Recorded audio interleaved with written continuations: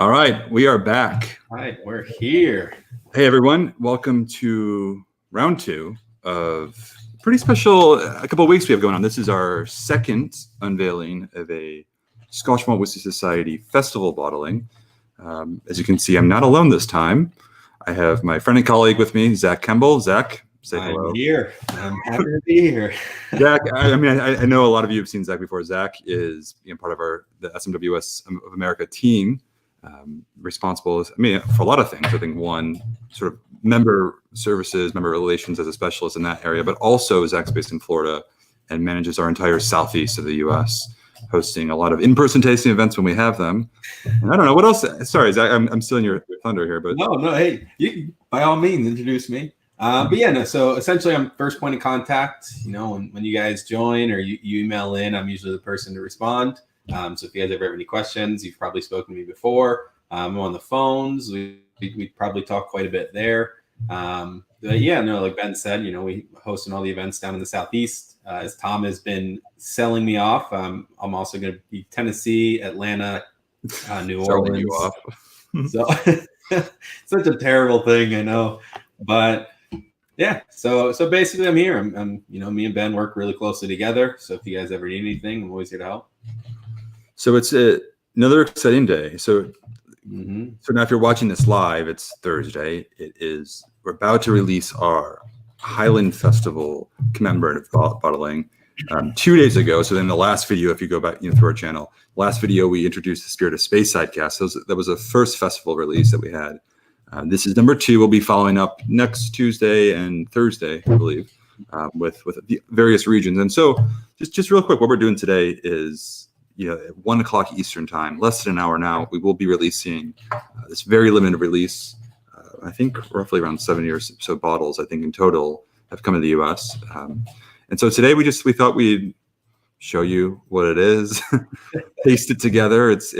Well, for me, it's morning my time. You on the East Coast, on the other hand. It's very early afternoon here, so not too far. It's the more acceptable dramming hour for you, probably. But the funny thing is, guys, we're gonna taste this through this whiskey, share it, and then we're going to be, on the phones taking orders from all members, because it's been kind of crazy. What do you think? The last couple of release dates have been. Wow. Man, it's everybody likes to talk. It's been awesome. Being able to talk to so many people. There's so many people calling in. We almost can't get to everybody. But I think it's been a lot of fun being able to talk to more and more people. So I can only imagine it's going to be just another exciting day for us here. Yeah. So just a quick shout out. Hey, Sipsy Russell's here. He's the first to comment. Hey, everyone. I think Sipsy, you may have been the first to comment in the last video. Welcome back. Jerry is here. Good morning from Southern California. So he is up early. Jerry, if you have a dram in hand, I think you're ahead of us in that sense. But Pickley Do says, "What's up from DC?" We got everybody representing all parts of the country here. Sunday evening Scotch. Hey, Ben and Zach and whiskey folks. He says, it's kind of going through a lot of comments here. I don't want to read every one just because we want to keep this brief, and we know the whiskey is going to be dropping in less than an hour now. But Dudley says, "Hi guys from Columbus, Ohio." And I just saw here, Sunday evening Scotch has just spoke to Zach the other day to hold my bottle back, hoping to add some more to the cart soon. Well, we do have some more coming out, if that's what you're looking for. And Jenna's here. Jenna's here. Welcome, Jenna. Yeah. Here. So she's over there on the West Coast, just drinking along with them. Yeah, those early risers. Very, yeah. Whiskey's first in mind. This is, I think, obviously my first dram of the day, or it's going to be. But so when I see here, Jack Marius says the Distillery 7 sold out in 7 minutes. That's 7 for 7. Yeah, that was our release on Tuesday. We released, what was it, about 6 different whiskeys, 6 different casks. Distillery 7 was one that we debuted here on YouTube. You're right, it did go pretty quick. All of these whiskeys are very, very limited. We're not, we apologize if not everyone can't get every bottle that we have. There's simply just by the nature of single cask bottlings, there are only so many. As I mentioned, the one that we'll be tasting here, I think it's about 70, 72, minus the one where we've actually opened for this. So very, very limited, but we will be coming back, as I said, next week, next Tuesday and Thursday with more festival releases. So, Zach, talk to me. So this is the Highland Festival. What's your interest in the Highlands? Because I just want to share with everybody. A month or two ago, or maybe more, we were looking at the list of casks to come out for the festivals, and you were all over this one. Is it? Why did this catch your eye? I guess I don't want to reveal it just yet, but explain your excitement for this. Yeah, I mean, as we all know, the Highlands is a massive region. It's so diverse from north to south, stretching from the entirety of almost Scotland in general. With very few distilleries just south of it. I think it brings the most diverse plate to the table, if we want to say. Yeah. But this distillery in particular caught my eye maybe 3-4 months ago, and it's really kind of grown on me. I think it's extremely exciting. I think there's a lot to do. There's a lot going on. And as soon as I saw this, I knew it had to be something special. We're not going to just release something for the festivals. So, seeing the cask type, knowing what the spirit does with the play on the cask, I knew it was going to be something different. And I definitely dug in last night. And it's you didn't really taste. All right on. Yeah, I needed a little bit of taste just so I had a little bit of cheat sheet coming in.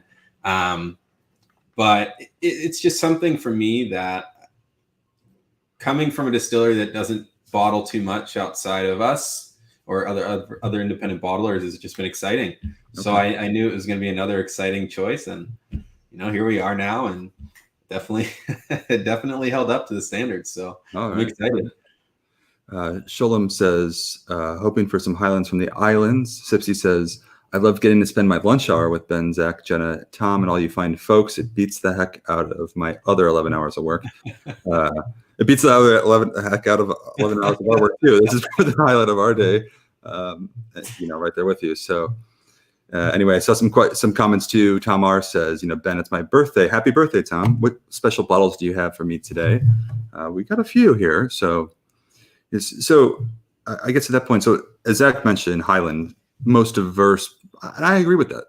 In terms of all the 5 regions of Scotland, the spirit coming out of the Highland region overall is probably the most diverse. You have everything from light, fruity, grassy to peaty, smoky. There's a lot of peaty Highland whiskeys out there now. You have really kind of everything. And when you look at the footprint geographically, it's the largest in Scotland. So you have distilleries in the heart of the mainland. You have distilleries along the coast, really sort of all adopting their own unique styles. And I'm with you, Zach. I mean, this one we saw on paper was pretty unique. Like, I just had no idea what to expect, right?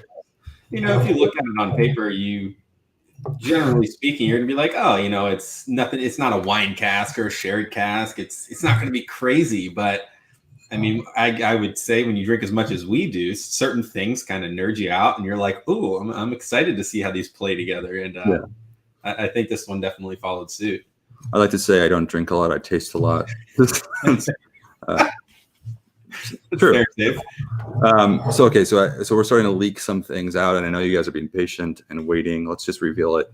The last thing I want to say before we do, I know a lot of you were here the other day in our last stream when we introduced the Spirit of Speyside releases. Every year Scotland puts on these amazing festivals hosted by each region, and within these festivals, I think whiskey lovers from around the world make the trip over. They're just amazing. I mean, it's an amazing party scene for one, but it's just a celebration of the heritage and culture and unique style of whiskey produced by each region. Generally, a lot of the distilleries will contribute to the festivities by releasing their own sort of festival bottling. And that, I don't know about you, Zach, but I think for me, for years, it's always been sort of number one on my target list of whiskeys to acquire. Festival bottlings.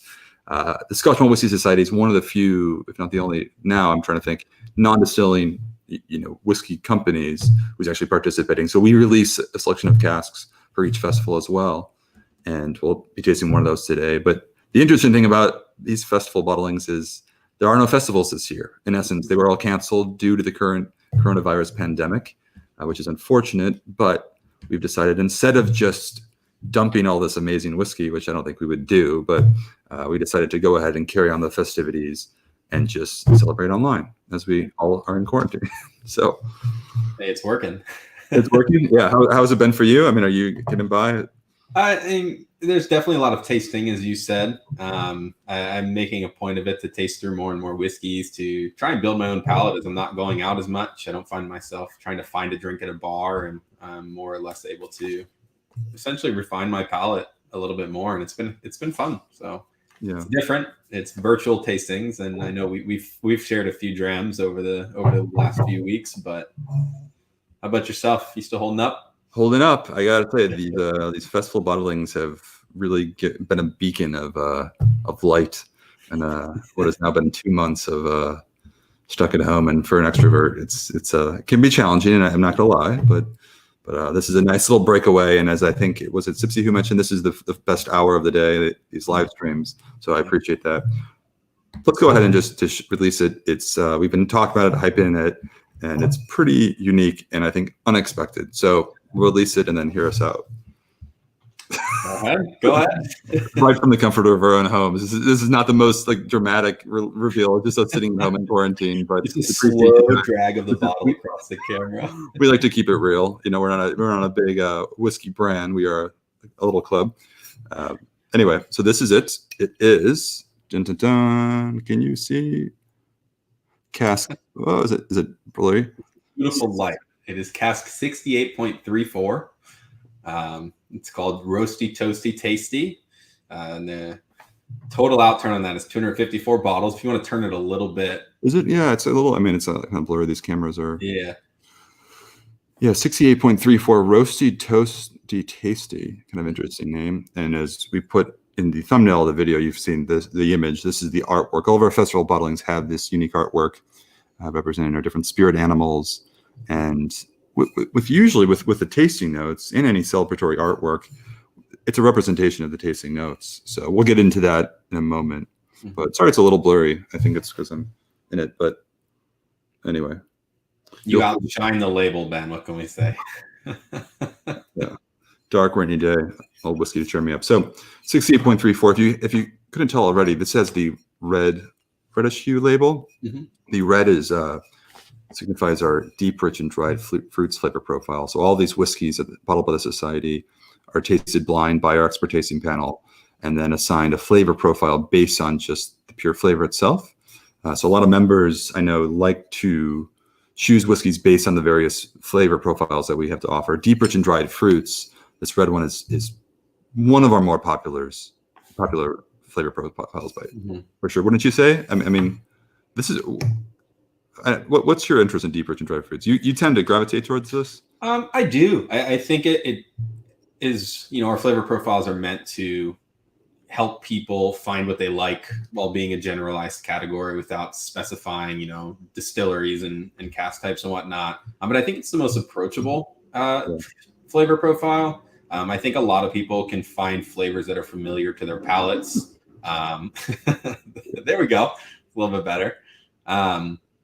But I do, because I think there's a neat variety of cask types in there. This one, I know this one doesn't say on the label here, but this one is in a recharred hogshead. Yeah, you want to read the full stats, Zach? Do you mind? I mean, yeah. I'll show the bottles. So it's a recharred hogshead. So you're getting a little bit more flavor coming out of that barrel. I think that plays really well when you're not getting a full-on bourbon barrel, but again, you're not getting sherry. It's coming in at 10 years old and 59.6%. And as Ben spoke about, we had 72 bottles, you know, minus this one. But again, deep, rich, and dried fruits. So it's something that I think the name of the whiskey itself and the flavor profile are reflected really well. I think it really hones in on the flavor profile and does a really good job at representing it. Yeah. And it's interesting too, because generally when we see these recharred hogsheads, they tend to be, you know, sherry casks, wine casks, you know. Let me take a step back. Let me reword that. Generally, when we see these deep, rich, and dried fruits, these red label casks, those tend to be sort of the heavier wine casks.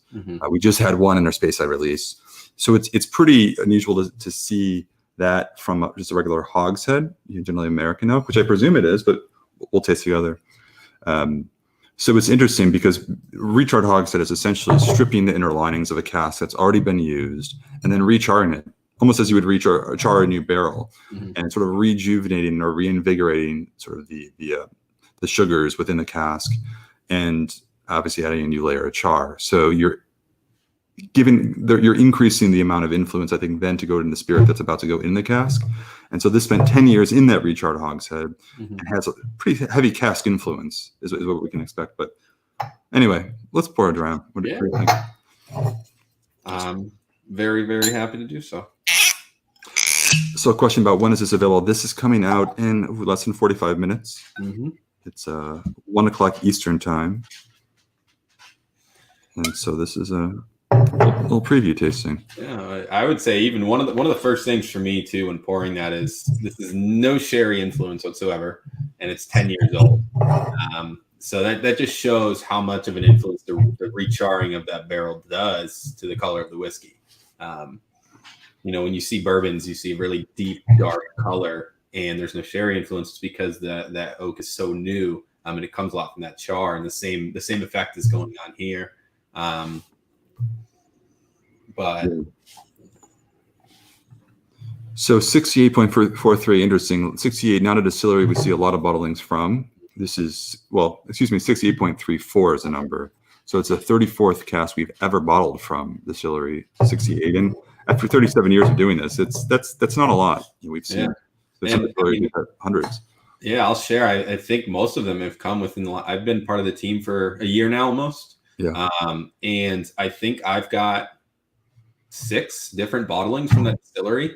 So in the last year alone, we've done, from 28 to 34, I'd say. So imagine, what's that, 20, 30, almost 30 years, and we've only bottled 28 casks from them. It's a rarity. Yeah. Let's get into whiskey, shall we? What do you think? You don't got to pull my arm. Oh, oh man, this is one of the more unusual aromas for sure that we've seen in a long time. So I'll let you kick it off, Zach. What's your first impression? I mean, I'm getting a lot of, almost to the point. I almost feel like it's European oak. That I'm not getting a lot of vanillins. I'm not getting a lot of caramel. I'm getting a lot more of those deep fruits, those dried, those figs. Yeah, I am as well. Yeah, it's almost to the point of overripe plums. You toss that in a pan or a pot, and you're sitting there. Oh, there's a lot of sugars coming out. It's like once those fruits hit that level, those sugars start to come out.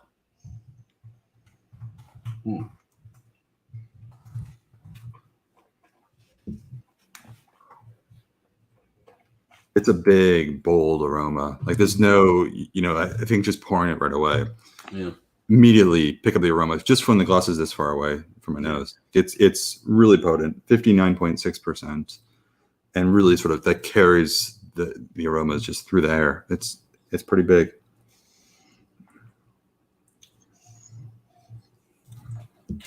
Sticky. The Mossy Muse asks, what is the significance on the way you're both nosing? I noticed you're doing it side to side instead of full nosing. That's a good question. It's funny. I kind of do it subconsciously, but yeah, I like to kind of go around, go from one nostril to the other. Sometimes if I do both nostrils at the same time, for the cask strength whiskey, it's so intense that the alcohol vapors are overpower the aromas, at neat. And I don't know, it's allergy season. I just want to make sure I got both. You never know. Yeah, one nose could be a little bit more clogged up than the other, and you might pick up something different on each side. But man, this is big. It's roasty toasty. There's a lot of like a toffee, like a roasted or almost like a burnt toffee aroma. Not a ton of char, like traditional wood char, right? But I get a lot of like a gingerbread type of note. Yeah, it's a very spicy, sticky. Yeah, some sort of delicacy of a bakery item. I mean, it's. Yeah, by spicy, do you mean sort of like a baking spice or what type? Yeah, like baking spices. I'm not looking at like pepper or anything like that. But I mean, there's a lot of like burnt sugars. I'm getting a lot of, you take, I don't bake much, but I'm trying to think of, when you flame those sugars over a creme brulee, it's almost that sort of like hard sugar. It really has this unique aroma that is just sort of like hybrid between a sherry matured whiskey, like a lightly sherry matured whiskey, and then a bourbon, like not a bourbon cask, but a bourbon, like full on intensity, like the heat you get from bourbon. That's not to say you blend the two together and you get it. Not. It's I shouldn't try that at home. Yeah, you could. I don't know what you call it, but this is definitely the more unusual. I think spirits we've released recently. Oh man, go for it. Michael Brady asks, "Weight in the mouth?" Question mark. Is it a weighty one? I mean, I can tell you right away, the alcohol is not overpowering. It's there. There's heat, but it definitely coats your mouth. It's very round. It's almost a tannic feel. It sticks sides, tops, behind your lips, on your tongue.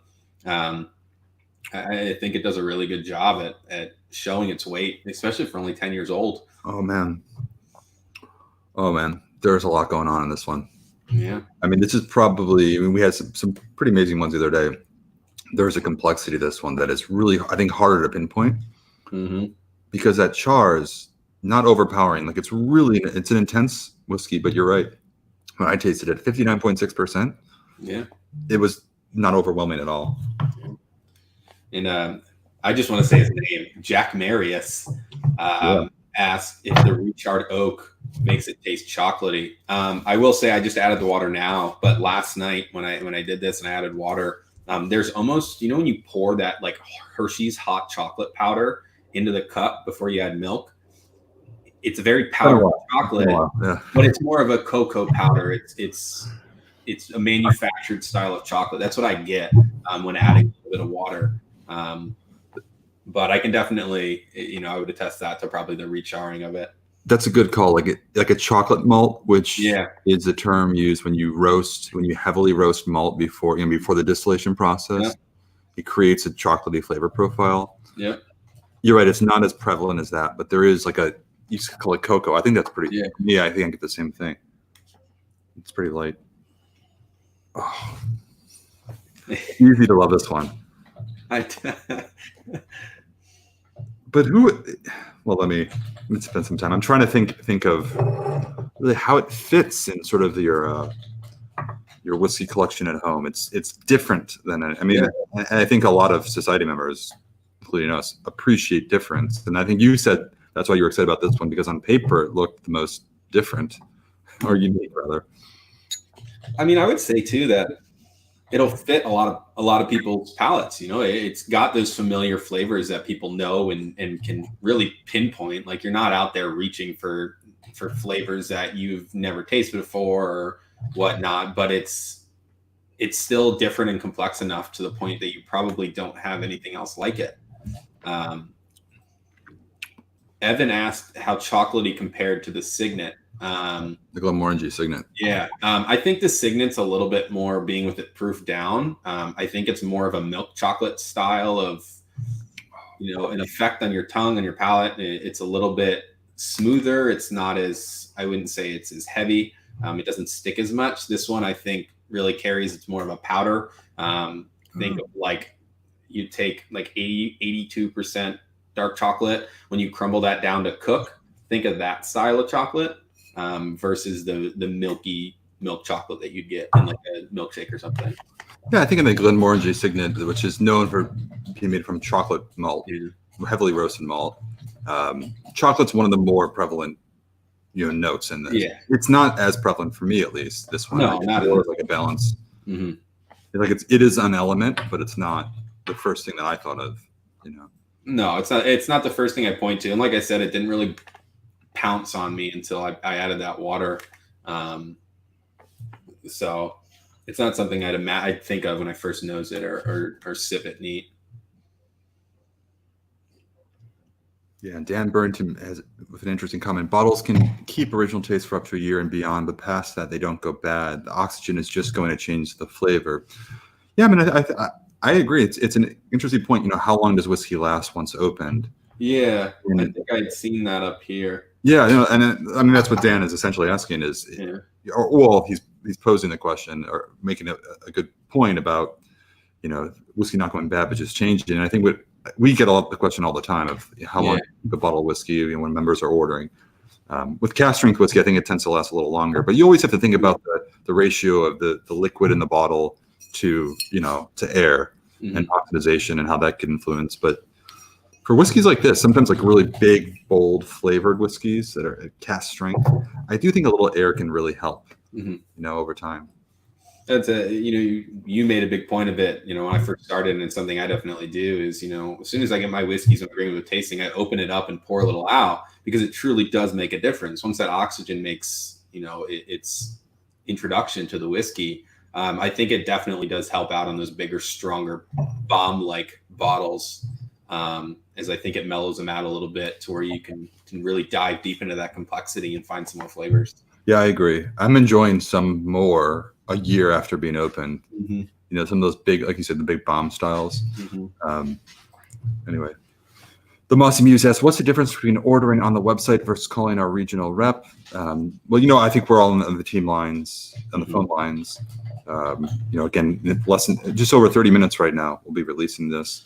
And, you know, I think at this point in time, given the sort of extraordinary interest in our whiskey, or really all whiskey across the board, but whiskey kind of right to your home, with the volume has been pretty significant at release time. So, you know, keep trying to call us. We're answering the phones constantly, trying to move as quickly as we can, but we are a small team.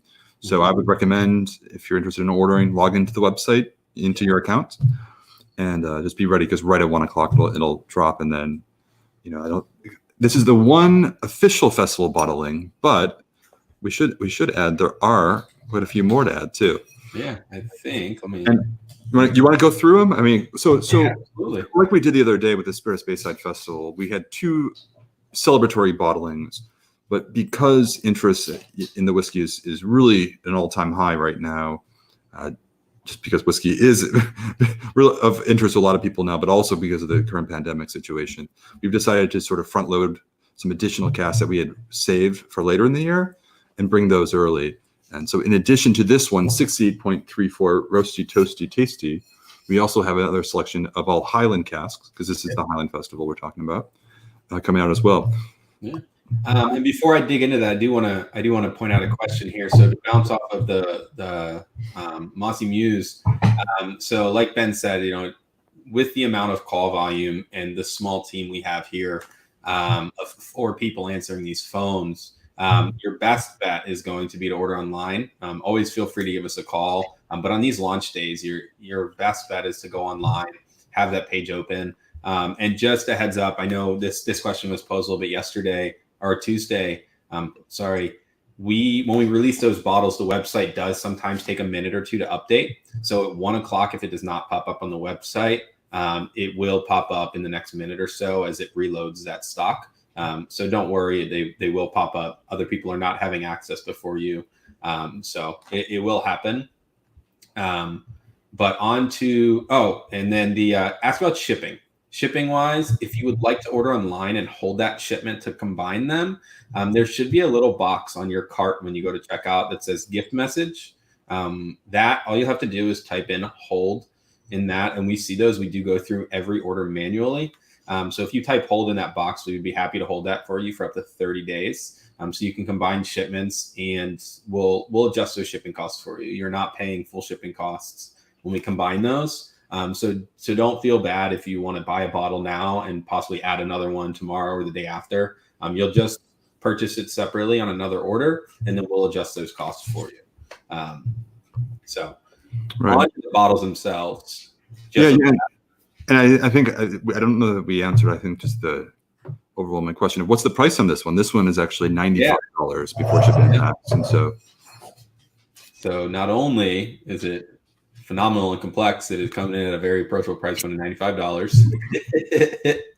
There's no like easy payments. It's one payment. One payment. This is no 6 payments over a 6-month period. But so on top of this one, this was our official bottling. You will see the official Highland stamp label on it. These other 3 that we are releasing today will not have the labeling, but they will be stamped for the Highland release. The first one is Cask 66.162. It is called a True Harmony of Flavors. It is a 13-year-old in a second fill French oak barrique. This one is going to be in our lightly peated category and is coming in at $115 for a 13-year-old. The next one we have is Cask 26.133 called Deliciously Delicate. It is an 8-year-old from a first fill barrel in our light and delicate category. And that one is a $110. That sounds interesting too. I mean, both of these sound interesting, but that one. Mm-hmm. Pretty excited. That one. Curious to see how that one goes. And then the last one I'm releasing today is Cask 77.60. It is called A Feather Bed in a Gentleman's Study. That sounds interesting. It's a unique name for sure. It is a 10-year-old in a refill hogshead, and that is in our spicy and sweet category. Okay. So there are a good amount of all of these. As we stated, there were 72 of this one. So there's 4 options. I think there's 4 different. It's 4 completely different flavor profiles. 3 different sections of the Highlands. So you're getting, there's so many different flavors going on here. I think this is a fun release. There's a lot to choose from. It's super cool. Yeah, you guys, I'm reading your comments. It's just, you're cracking me up here. Brandon Kite says one easy payment of only $95, but wait, there's more. Yeah, so we do have one more.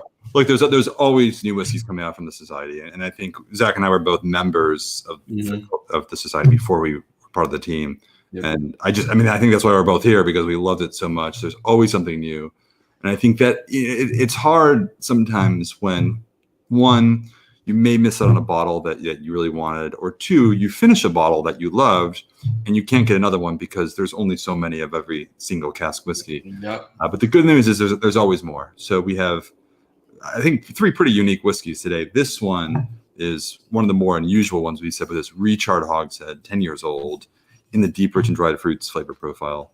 Pretty exciting, 59.6%. And as you know, I think Zach mentioned, there's 264, it says here on the bottle here, 264 bottles from the whole cask, and we got approximately 70 in the US. Yeah. So very limited, obviously, and if you do the math, they're more than twice that in terms of number of people just viewing and joining us right now. So obviously it's a limited one, but these other ones I think are also fantastic too. And of course, we will be releasing more we have coming up, starting next week, the Campbelltown Malts Festival, and also Feshield Isla Festival. And it only continues, I guess, really. There's only more to come, and I think that's what's exciting.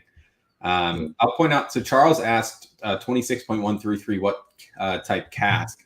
So that's a first fill barrel. When it is not listed as a sherry or bourbon, more than likely it's going to be a bourbon barrel. So that's a first fill bourbon barrel. So that one you can expect young first fill. I think that'll be an exciting. We've seen a few of those, and those have been, I think, amazing. Distillery 26, young first fill bourbon barrels. Yeah, just such a classic profile. Yeah, it gives the spirit itself a lot of room to shine while still allowing it to, I think, have an effect on the whiskey, and bring in a lot of fun, familiar flavors. So that'll be a good one. Yeah.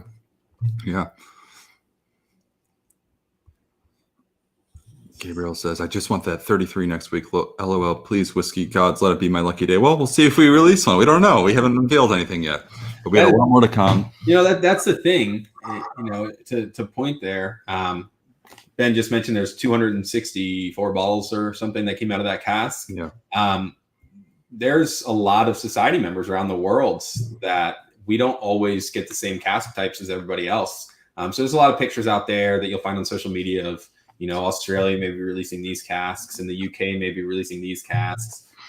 They don't always necessarily make it to all of the other countries. So not saying that we won't have any from, Distillery 33, or that we will, but there's always more exciting stuff that we try to get around and share with as many members as possible. Yeah. So we appreciate you guys tuning in. You are the first to witness the unveiling of this whiskey. I'll do a quick recap. I've seen some more comments too, but this is 68.34. Become There you go. not as proficient at this. There we go. Roasty, Toasty, Tasty is the name. 10 years old, Highland from a recharred hogshead. It's 59.6%. In addition to this, we'll have 3 others, which are 66.162. It's a lightly peated. The name of it is called A True Harmony of Flavors. Love that name, by the way. That's a 13-year-old lightly peated Highland whiskey, distilled in 2006. And that one is actually double matured, 12 years in a bourbon wood, and then a final term in second fill French oak barrique. So that'll be an interesting combination of sort of a light Highland peat and the French wine influence, presumably red wine in this case. That'll be pretty exciting. Then we move over to, we have the 26.133 light and delicate 8-year-old Northern Highland whiskey from a first fill bourbon barrel, 58%. That one's called Deliciously Delicate, light and delicate flavor profile, deliciously delicate, pretty consistent there. And then the last one, as I've mentioned, is 77.60. It's called A Featherbed in a Gentleman's Study. That's another 10-year-old Northern Highland whiskey from a refill hogshead. And that one's priced at 100. So yeah, good selection of American oak, a little bit of French oak thrown in there. Here's some recharred American oak, which is gives it a unique profile. That's probably, if you tasted this blind, we would have no idea what this was. And I love that in a whiskey. Mm-hmm. So anyway, that's it. Good luck to all of you for and well, coming up here in just about 20 minutes or so when we release it at 1:00 Eastern. But if you get a bottle, you can enjoy it. And if you have Instagram, please tag us at SMWS America. Otherwise, if you don't get a bottle, there are a lot of others still on the site, I know, from Speyside, and also coming up in the coming days, we'll have a lot more. So, all right. Hey, now we have to go back to to reality. Having a program in the middle of the day, is a good way to get it going. But yeah, I mean, it's a good way to start. I look forward to speaking with a few of you. I'm guessing here in about 20 minutes. So, hey, okay, cheers. Till next time.